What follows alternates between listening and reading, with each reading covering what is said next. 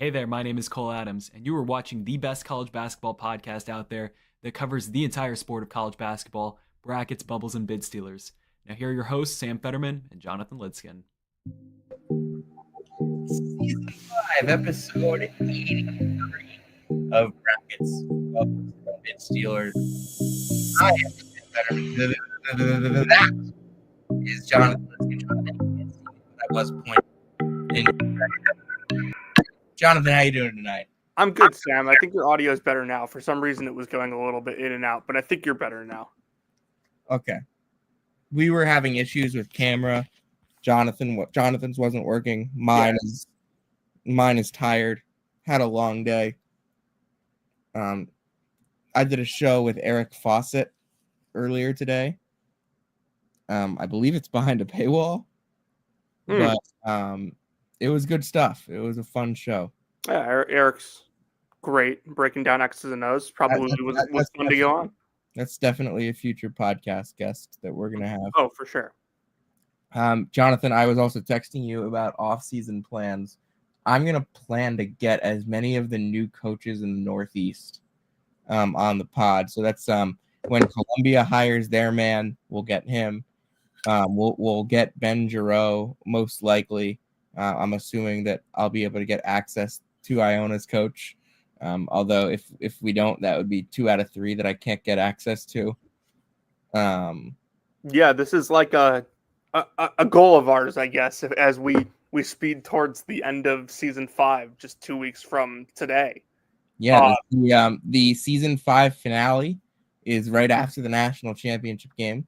We will not have a Final Four Saturday show unless. Well, we're hoping it's right after the national championship game. It will be right after the national championship game. Wait, we're hoping. Not if Duke wins. If Duke's playing it, I'm thinking it's not going to be right after the championship game. Might be a 3 a.m. night that night. Yeah. But we might have a show the night of the Final Four in person. Yeah, that would be fun. Duke's got to win 2 more for that to happen. So. And I know you won't be at the Elite Eight, but I most likely will. And we're gonna do a show definitely from the Final Four in person. If Duke makes it, that would be on Friday night probably. Mm-hmm. That would be fun. Yeah. We do have to get you credentials if we want to do this and make it work, which I'm sure we can do. Mm-hmm. But we move on. 364 teams entered, 16 remain. Let's go over all the games from today. Let's start in Raleigh with the UConn Huskies and the Florida Gators. Jonathan, this was one heck of a basketball game. Yeah, maybe the most fun game start to finish of the second round. Just highly competitive. I think it might have been the most fun game start to finish of this entire tournament.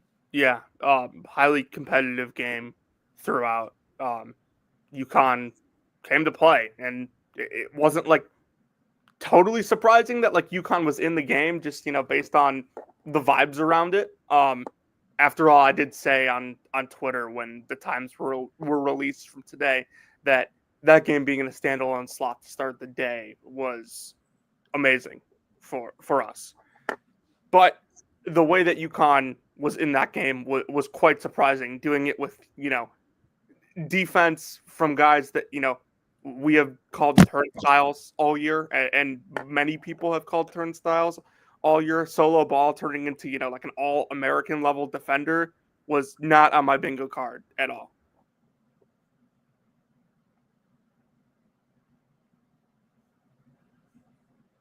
Sam, you there? Oh, I thought you were going to keep going. No, go ahead. But yeah, I thought Solo Ball was excellent defensively today, but I thought there were a lot of plays in this game that if UConn makes them like they normally do, UConn wins this game in terms of outside shooting. There were a lot of really good looks in the first half, but UConn just kept throwing threes up there, and it was bad offensive process, in my opinion, to not try and attack the basket a little bit more and create threes off of movement versus trying to just get into their sets and create those types of threes off of off-ball movement rather than ball movement. And I think that sometimes it works. Today, it was pretty clear that it wasn't. But I'm going to trust Dan Hurley as the best coach in college basketball to make the right decisions. He pulled the right plugs. He pushed the right buttons.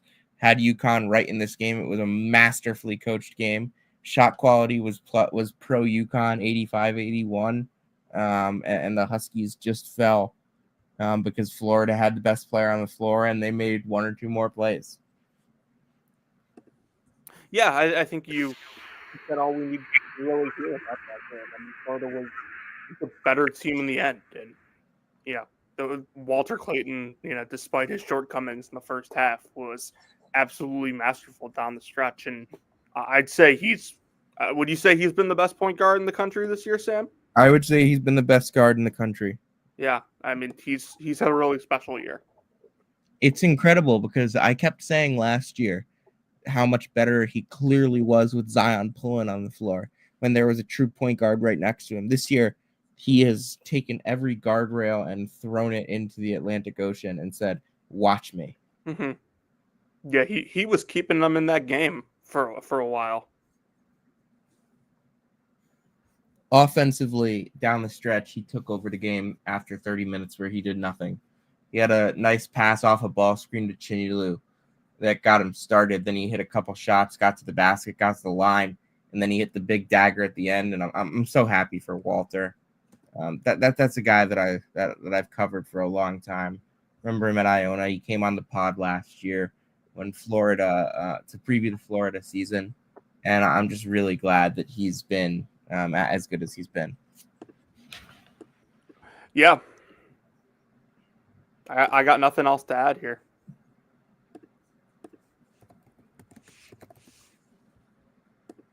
Want to move on to Well, I think we've got a lot more to say about this game. Okay, yeah, go for it. I mean, I don't know if you want to talk, schematics of it or whatever. I absolutely want to talk about the X's and O's of this game because these were the two best staffs in college basketball. Yeah. This is something that we mentioned on the preview pod for the NCAA tournament, and I thought this game absolutely lived up to the hype. Would you agree? Yeah, both of these teams run great offense. Really hard teams to prepare for on a one-day scout, and I saw that mentioned about UConn a couple times today, and I think that's extremely important to note that in this setting, UConn is one of those teams, and they're going to be as long as they keep this staff together. Which how much longer that is, who knows? But as long as they keep this staff together, it's an elite X's and O's staff on the offensive end. They run a lot of really complicated stuff. Yeah, I just look at these two staffs deep, super deep. There's probably 2, maybe 3 head coaches this offseason on this Florida staff. Andrew Jack already got the job. Kevin Hovde is, as we've mentioned on this podcast before, basically wired in to get the Columbia job, and more people have been talking about that since Sage mentioned it on Monday. And then there's Carlin Hartman, who can absolutely get himself a job somewhere. Kamani Young has been mentioned at Fordham. Luke Murray has been mentioned at Xavier. Luke Murray has also been mentioned at a couple other places, as he always is. That there could have been 7 head coaches in this game, Jonathan. 7. Mm-hmm. Yeah, we're going to look back, I think, at these two staffs, the way that we kind of look at, what's it called? The VCU staff, with Wade and Shaka. And that Shako. Mike Rhodes. There. Mike Rhodes, Mike Jones, Donnie Lynn, Mike Morrell, Jamie and Christian. Jesus Christ, that staff was ridiculously stacked. Yeah. Fun stuff to look back on. Yeah, I thought both of these teams were just so good at certain things in this game.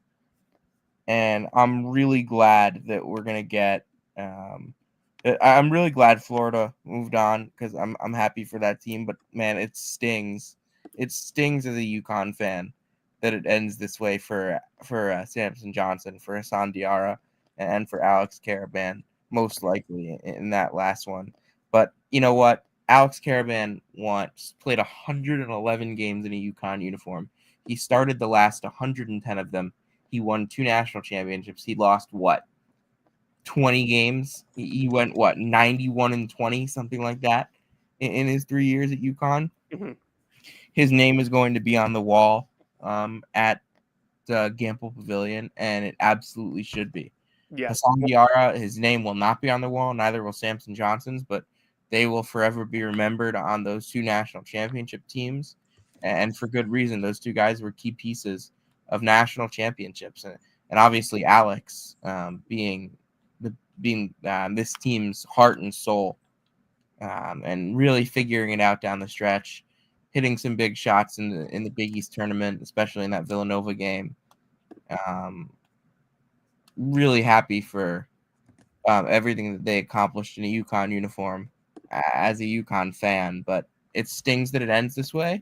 But I'm glad that it went out this way and not with a game that I can't say I'm proud of. I can say I'm proud as a UConn fan, watching the way that they played today. They were excellent. They were completely outplaying Florida for 80% of that game, and then Florida just made 1 or 2 more plays. That's what elite teams truly do. They win when they're outcoached. They win when they're outplayed. They win because they're better than you. And that's what Florida did. And I don't think there's anything for UConn to complain about in that sense. Florida, like UConn, has given games away this year. I'm looking right at you, Seton Hall. Florida came and took this one. And they deserve every bit of the praise that they're getting. This was a championship DNA on championship DNA basketball game, and the Gators came out on top, and it was marvelous to watch. Yes, it was. Do we want to move on here to the second game from Raleigh today? Oh God, this game was over before it started. I don't think it was perfect, Sam. What was not perfect about it? That Spencer Hubbard came in with 40 seconds left instead of 3 minutes? Duke gave up 1.15 points per possession. And Duke scored 1.7 points per possession. Well, yeah, because Baylor's defense is horrendous. We've said that the entire year. But I think that, Baylor's offense is also awesome. If you guys know me, I'm a very pessimistic fan. Very pessimistic. And, I will look for things to lower my expectations. I thought, if I'm going to nitpick, the toughness could have been better today. And I think that seeing what Amir did today, and I know he's, kind of a unique player, I think that, you got to be a little tougher with guys, a little stronger, a little more physical with guys like that. And I do give him credit for getting him in foul trouble. Those were legit fouls, despite, what people on Twitter will complain and say. By the way, I'm working on the offseason database right now. I cannot believe I just wrote Devin Askew's name down for the transfer portal again. But looking at it, bro, we got to go ahead and get it to at least 10,000. Yeah, I think that, some good adjustments from Duke. They took advantage of the minutes when Omier wasn't on the floor. But Baylor actually played a pretty decent game for most of the time. It was a team that we knew coming into the year didn't have a lot of depth. Their big got in foul trouble. They had another big hurt. It killed them today. It almost killed Arkansas yesterday too. Having depth at this time of year is important, and Duke has a lot of it. So, overall, obviously the offense was humming. Can't always rely on Tyrese to hit 7 threes in a game and 13 threes in a weekend. Yeah, you're crying about winning by 30 against but the 9. Yeah. I mean, this team's humming right now. I love it. Man, you're crying about winning by 30 against a 9 seed, man. Dude, I'm just trying to lower my expectations, dude. And Sam, to be honest, we did our first full season of the show in 2023 when Hurley won his first national title. I remember texting you the morning of the national title game. You were absolutely scared shitless. And there was nobody on this planet that thought San Diego State had a shot in that game. That's true. That's true. Now, granted, was that UConn team as good as this Duke team? No, they weren't. But when your team is, when your team has expectations like this, it's natural to be pessimistic and nervous. Totally. Let me see if I can find that text. Devin Askew. Yeah, you find these texts better than me because my texts delete after a year. Save some storage in my phone.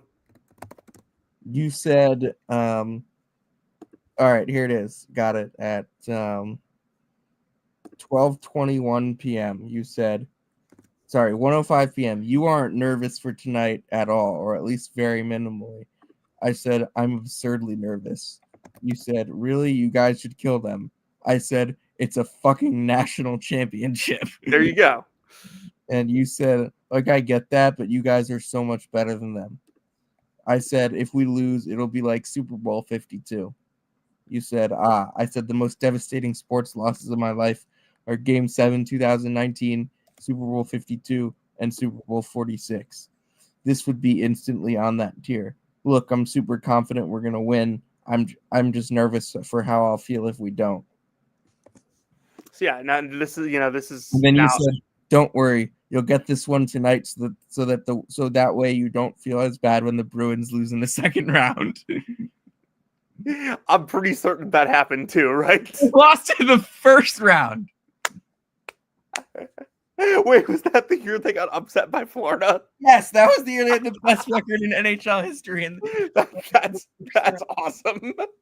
Which, by the way, I knew was happening. Like, I had no emotional investment in that Bruins team. That's awesome. And it's fun. It's always fun to look back at some of these texts between us over the last couple of years, regardless of whether we're able to read some of these on air or not. Most of them were not.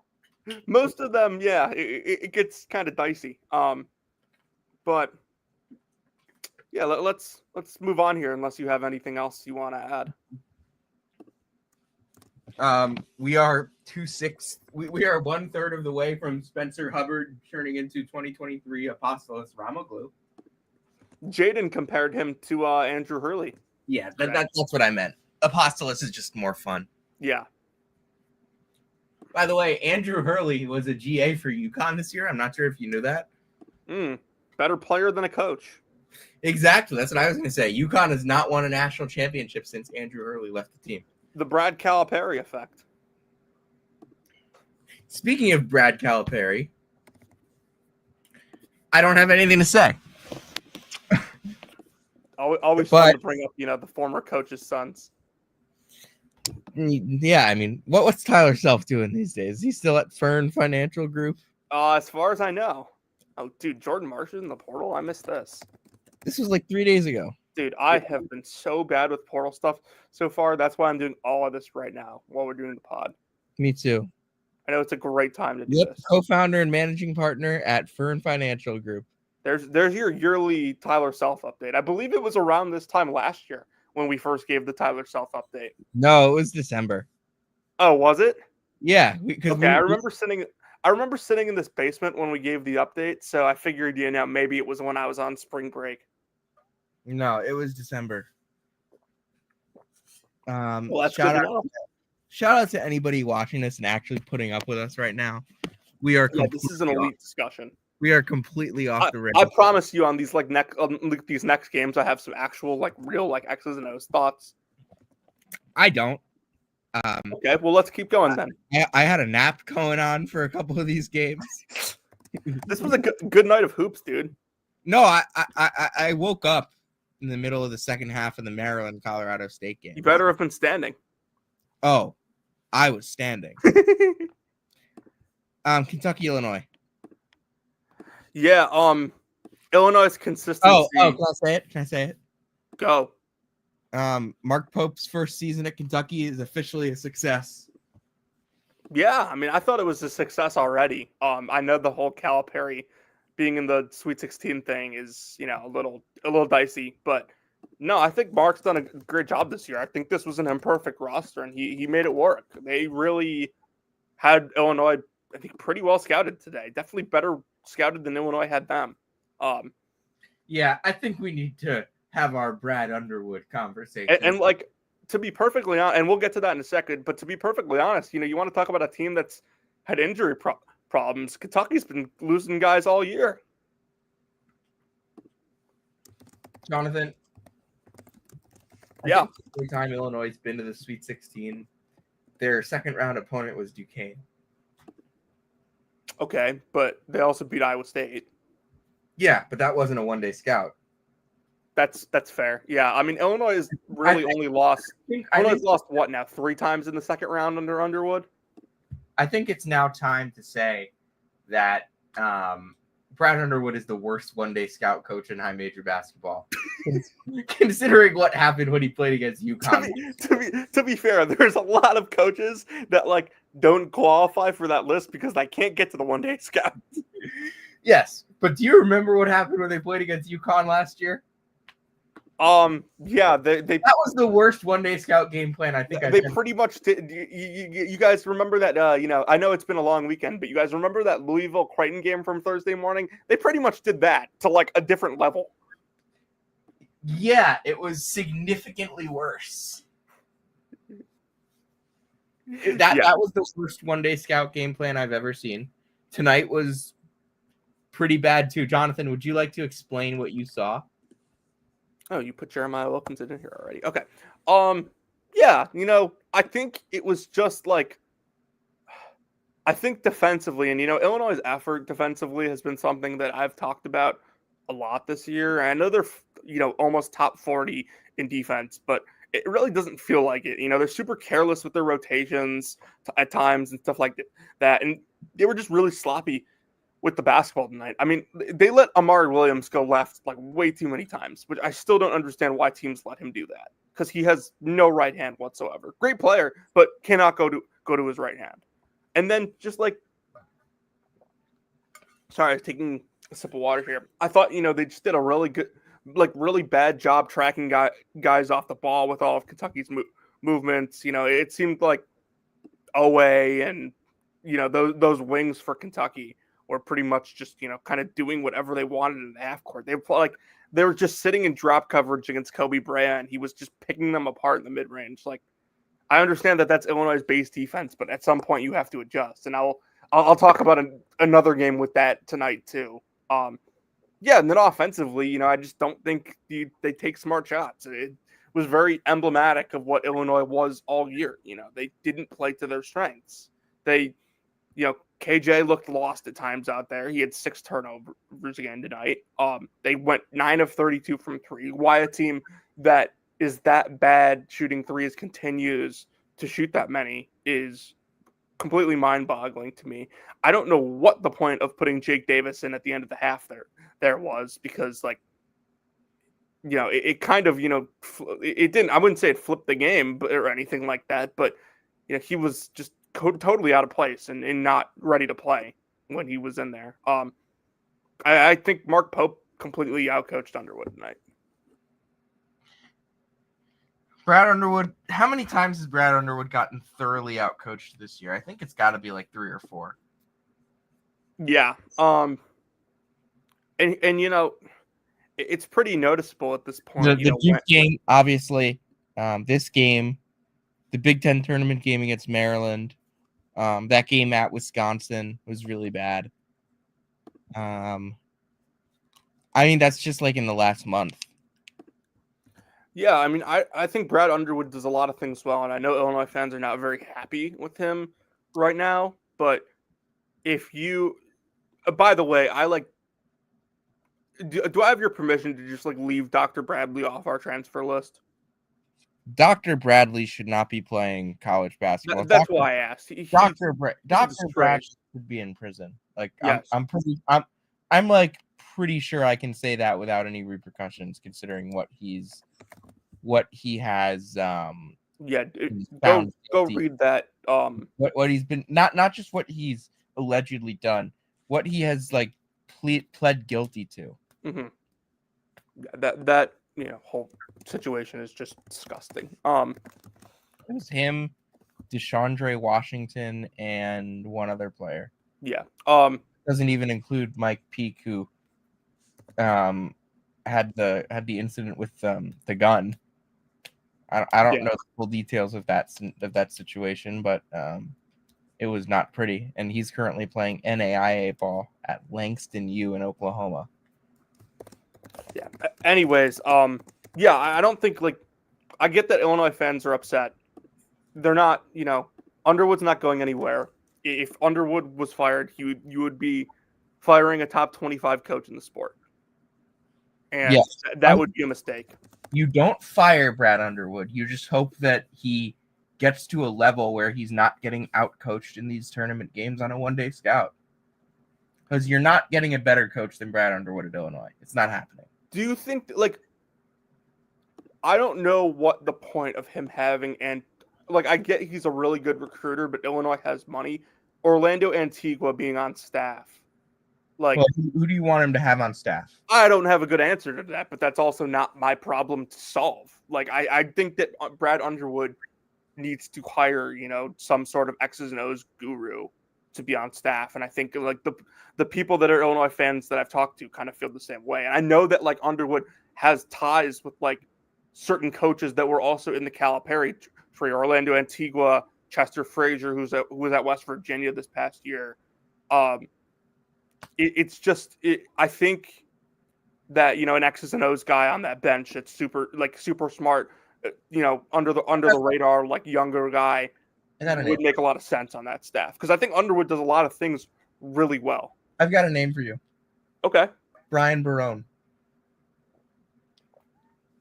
Okay. Yeah, I mean, that's a trend you're seeing a lot these days with mid-major head coaches taking high-major assistant jobs. I think that would be a really interesting one. It's geographically relevant. Yeah, very. How far is SIUE from UIUC? I'd call it 2.5 hours, I think. Yeah, that's not bad geographically. Mm-hmm. Yeah, I mean, but I think if Texas Tech can hire Jeff Linder, I know that Linder and McCasland are incredibly close, but you can probably get a bigger name than Barone on your staff. Mm-hmm.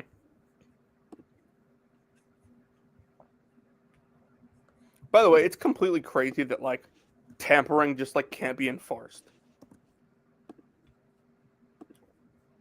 Because there's no quote unquote evidence, and anybody that is and since everybody's doing it, anybody that calls people out is just gonna have their dirty laundry aired.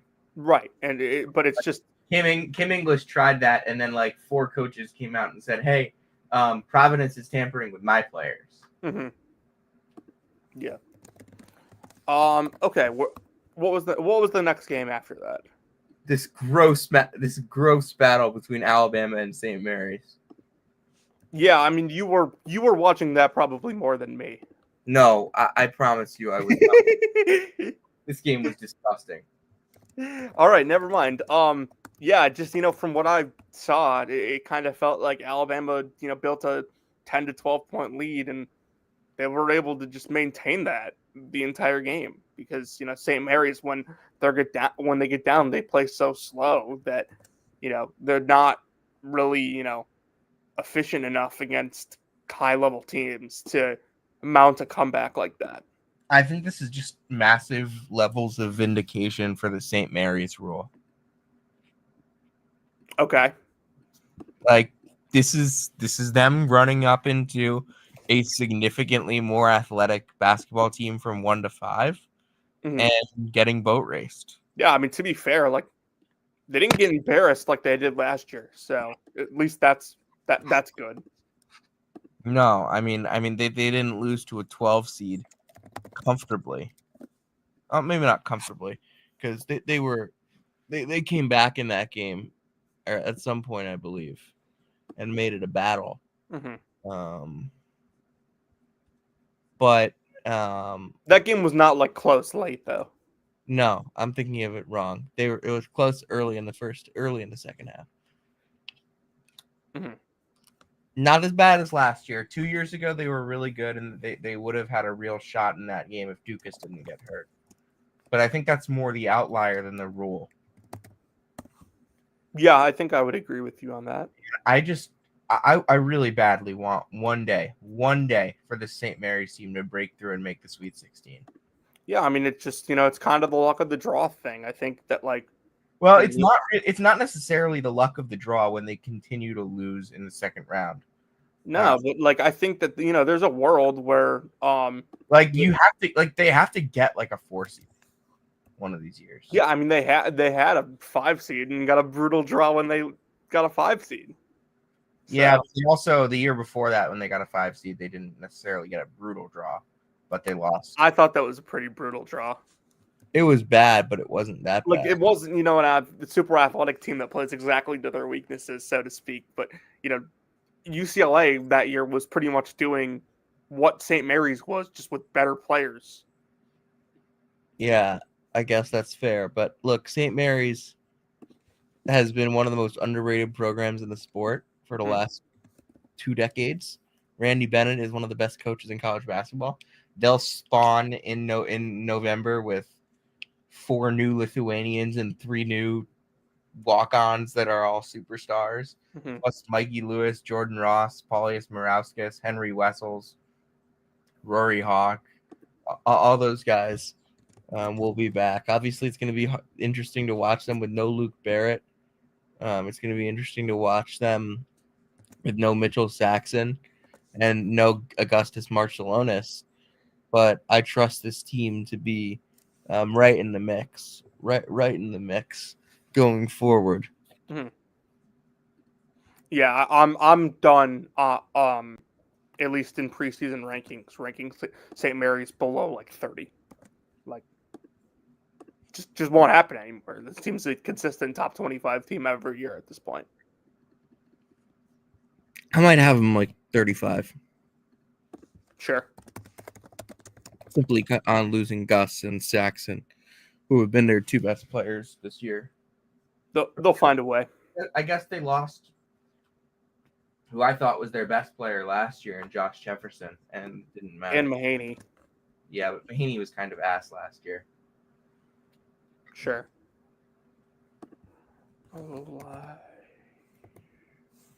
You didn't put Elijah Freeman in the portal yet, did you? This is kind of the point in the season where we're at a point where I can eulogize these teams in a way that I actually feel good about. Mm-hmm. The teams that lose in the round of 64 that I'm eulogizing, those teams sucked. 2025 Kansas, that team sucked. We don't need to go there.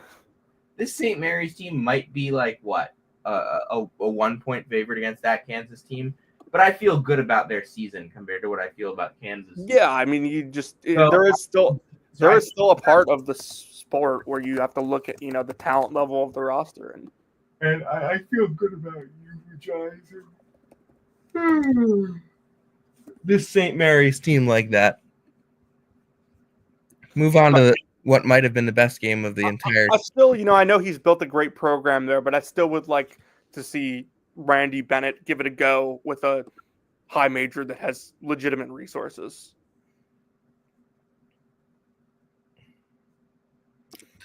Give me one of the biggest games of the day, one of the most exciting games of the day. Ended at the last second. Loyola Chicago 77, San Francisco 76.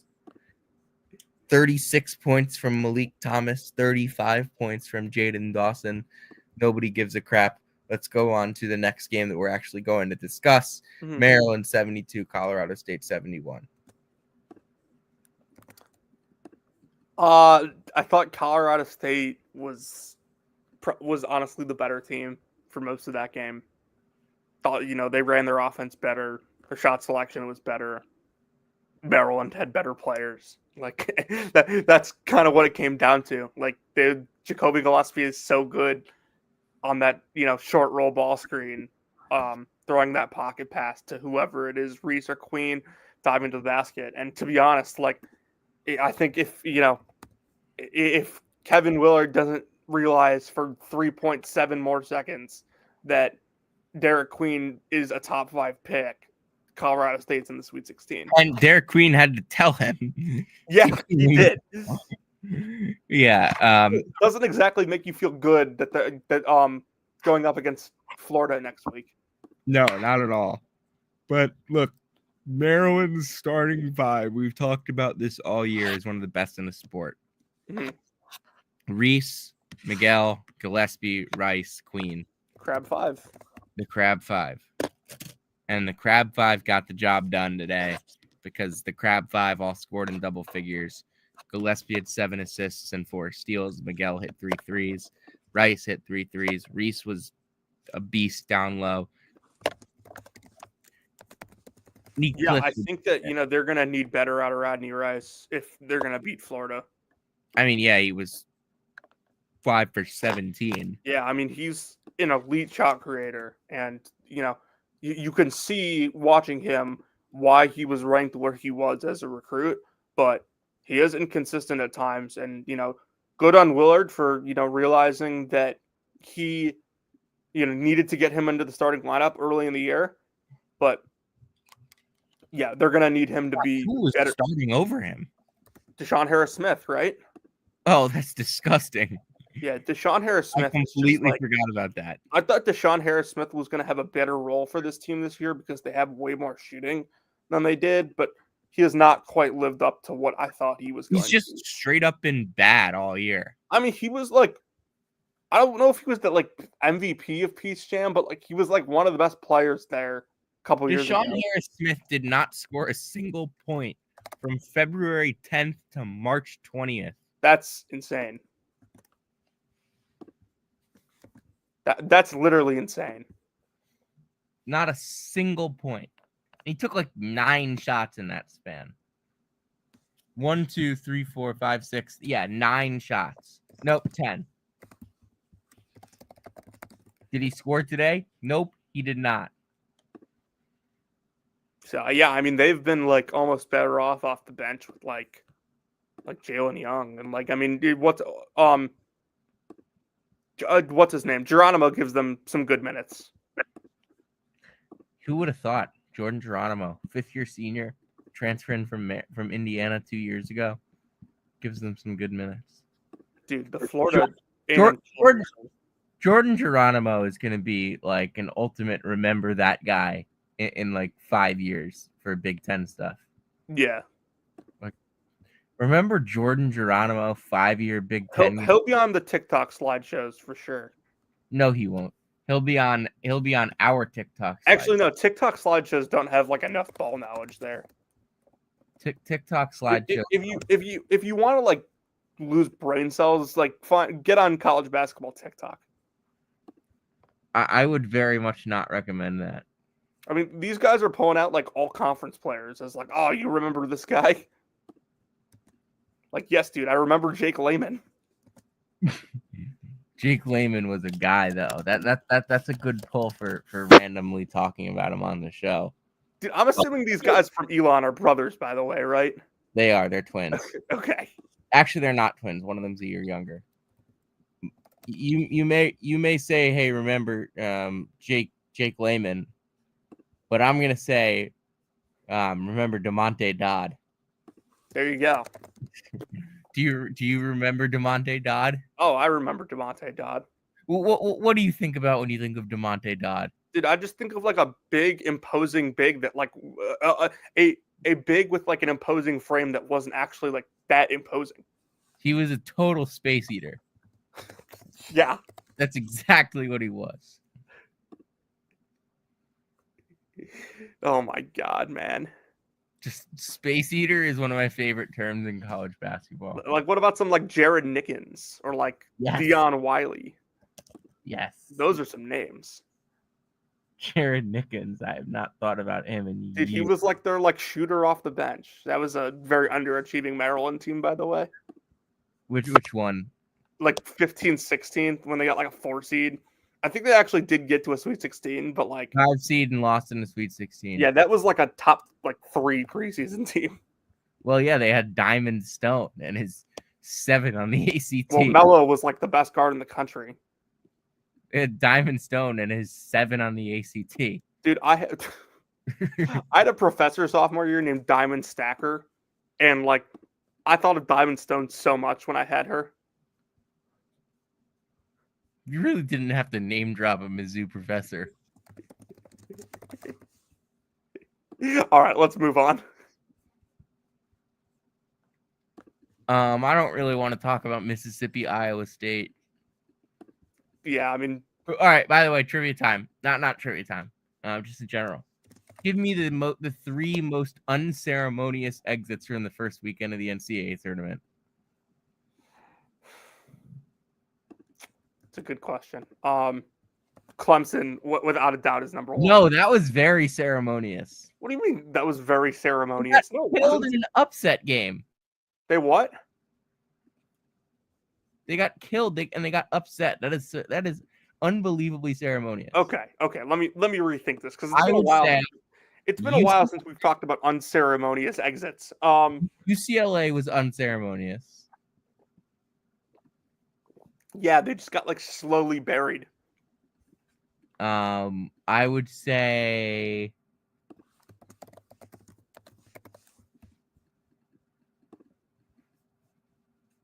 Utah State was the most unceremonious of them all. I think I'm with you on that. So we got 2 from that one quad. What was like let's think here. Grand Canyon. Yeah, I mean they just got blasted. They got completely smoked. Xavier too. Huh? Xavier was pretty unceremonious as well. Yeah, no, that's a good shout. Like I didn't watch a second of that game. I mean, I did, and like I can confirm it was pretty unceremonious. I would also say for today, for today, Baylor was unceremonious. Yeah, the unceremonious part is just like when teams like slowly deteriorate in like the second half of a game. St. Mary's. Yeah. All right, let's get back to the task at hand here. Anything on Michigan State, New Mexico before we go into Arizona, Oregon? Dude, I like am at the point where I just like cannot stand this Michigan State team. And I haven't been able to here, but I'm gonna need them to win on Thursday. Dude, I like on okay. Friday. I picked them to get to the Sweet 16 because I liked the draw. By the way, can we also mention that you were like one of the first people that was really high on this team? Yeah, no, I thought the way they played could definitely work in the Big Ten. I've always kind of been adamant though that the highest ceiling in the Big Ten was Maryland, which I still believe. Yeah, this Michigan State team just plays like a style of basketball that I hate watching. Yeah, it's gross. Like they do everything in the mid range. I will give them credit. They play great defense. They're like really, really tough around the rim. Those guards are great ball handlers and they see the floor really well. But it's just like every game, it feels like they go on this run that like it's just like like they shoot like a bunch of free throws and whatnot. But you credit like. I don't think this is like the run that like Izzo had in mind that everyone was talking about tonight, but yeah, back in the Sweet 16 again for good old Tommy.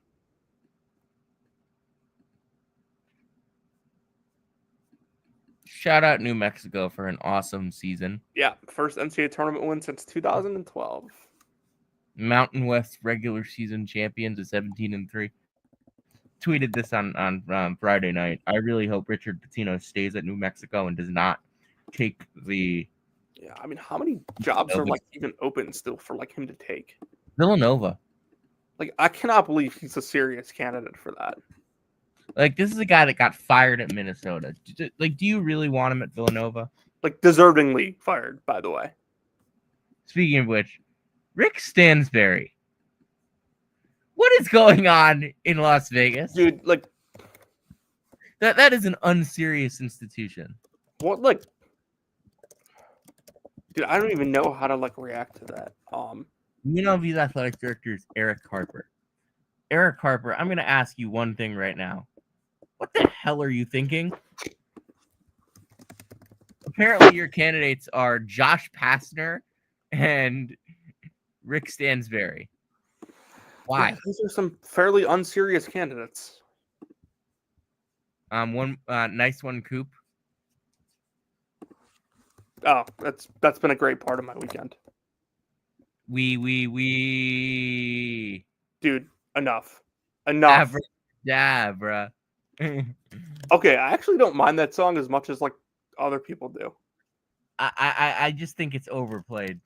Like, yeah, but like any song was probably going to be pretty overplayed, unless like it was like a unanimously liked song. I want to live forever on a boat. Now that you could play, you know, for the rest of my life, and I'll never get sick of it. I made a joke the other day. It was I want to live forever on a boardwalk in AC. I saw that. That was good. I appreciated that. The next one that I have is RJ Lewis deleted his Instagram account because of overwhelming harassment from degenerate gamblers and miserable freaks who didn't watch a single second of college basketball until this week. This shit is disgusting. I gamble. I don't gamble enough that it impacts, you know, my financial stability or mood, which is how I believe, you know, you should be gambling unless you actually like do this for a living. If you are harassing an athlete because, you know, they played bad and as a result and you lost your bet, especially a college kid, you are the literal scum of the earth and deserve like nothing good in your life. All right, Jonathan. I think we're done. You want to take us home? We have like 3 games that we didn't get to. Yeah. Do you have anything to say? Yeah. Go. Well, first of all, did you watch the Oregon-Arizona game? Yes. Dude, what was that Oregon game plan? I'm not sure. Like, first of all, I told you if I saw Supreme Cook in the NCAA tournament, I was going to completely ignore it. And I saw Supreme Cook in the NCAA tournament, and I'm going to completely ignore it. You did indeed. Yeah, so Oregon basically, you know, gets out to a 19-4 lead. And, you know, Arizona finally settles in. They start playing better defense, which is like, you know, like Arizona's a athletic team. You know, them settling in and playing good defense against an Oregon team that I think, you know, has a lack of guys that can create shots isn't like totally surprising, but like Oregon's plan defensively to just like play drop coverage against like a team that can't shoot, and like you're gonna make things easier for Bradley and Love to like hit floaters and mid-range jumpers in the lane. Like, just thought it wasn't a great plan. They finally later in the game moved Biddle up in the drop coverage, and it kind of worked. You know, I think he blocked a couple shots. You know, Arizona had a tougher time, but it was too late at that point. And so I just thought, you know, like Oregon had their chance, and I thought there were a lot of things that they didn't do very well, and as a result, lost this game. Yeah, I don't have anything to add on this. I didn't really even want to get into this game, as I said. Can't believe my team has to play Caleb Love again. Yeah, we're gonna do a pod on Tuesday, probably. Yeah. We're gonna have a special guest on that one, just like we had last year. Different guest to preview the second weekend, give you all of that. We're not even gonna go into any game in review. We're just gonna talk second weekend matchups because we have a lot of good ones. Florida, Maryland is the biggest one, I would say. Yeah, one of my favorite second weekend games ever. All right, Jonathan. Would you like to take us home? If you came to hear about Tyler Self and where he's working, you came to the right place. If you came to not see Sam and I, because no, we need a better one. I don't have a better one for tonight, to be honest. Okay, fine. So unless you have a better one, speak now or forever hold your peace. I will forever hold my peace. And if you came to hear about the latest happenings with now ex-college basketball player Caleb Grill, very sad, you came to the right place. This has been Season 5, Episode 83 of Brackets, Bubbles, and Bid Stealers. We'll see you later this week.